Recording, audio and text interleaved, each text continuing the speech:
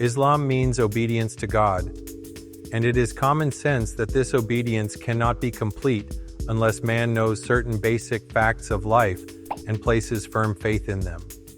What are those facts, and what are the essentials which a man must know to fashion his life in accordance with the divine way? First of all, one should have an unshakable belief in the existence of God. Without this, obedience to Him is clearly impossible. Then one must know the attributes of God. It is the knowledge of the attributes of God which enables man to cultivate the noblest of human qualities and to fashion his life in virtue and godliness. If a man does not know that there is one and only one God who is the Creator, the ruler, and the sustainer of the universe, and there is none else to share with him even a shred of divine power and authority, he may fall prey to false gods and offer his homage to them in search of favors.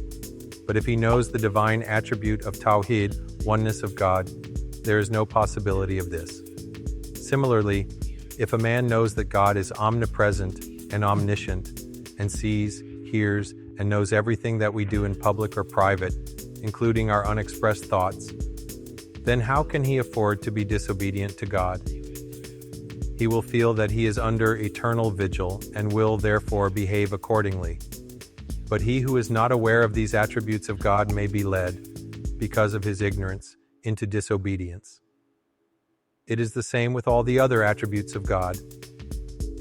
The fact is that the qualities and attributes which a man must possess, if he wants to pursue the way of Islam, can be cultivated and developed only out of profound knowledge of the attributes of God.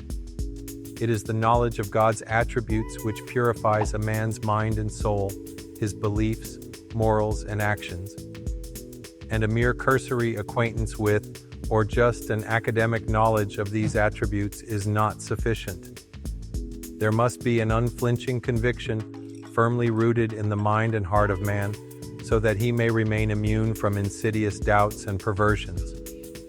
Moreover, one must know in detail the way of living by following which one can seek the pleasure of God. Unless a man knows the likes and dislikes of God, how can he choose the one and reject the other? If a man has no knowledge of the divine law, how can he follow it? Thus, knowledge of the divine law and the revealed code of life is essential. But here, again, mere knowledge is not enough. Man must have full confidence and conviction that it is the divine law and that his salvation lies in following this code alone. For knowledge without this conviction will fail to spur man to the right path, and he may be lost in the blind alley of disobedience. Finally, man must also know the consequences both of belief and obedience and of disbelief and disobedience. He must know what blessings will be showered upon him if he chooses God's way and leads a life of purity, virtue, and obedience. And he must also know what consequences follow if he adopts the way of disobedience and revolt. Thus, knowledge of life after death is absolutely essential for this purpose. Man must have an unwavering belief in the fact that death does not mean the end of life, that there will be resurrection and he will be brought to the highest court of justice, to be presided over by God Himself, that on the day of judgment complete justice will prevail, and that good deeds will be rewarded and misdeeds punished. Everybody will get his due. There will be no escape. This is bound to happen. A sense of accountability is essential for fully fledged obedience to the law of God. A man who has no knowledge of the world to come may consider obedience and disobedience quite immaterial. He may think that the obedient and the disobedient will both meet a similar end. After death, both will be reduced to mere dust. With this attitude of mind, how can he be expected to submit to all the inconveniences and troubles that are inextricably associated with the life of active obedience, and avoid committing those sins which do not apparently bring him any moral or material loss in this world?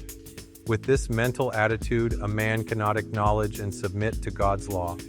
Nor can a man, who lacks firm belief in the life hereafter and in the divine court of judgment, remain steadfast in the turbulent waters of life with its temptation to sin, crime, and evil.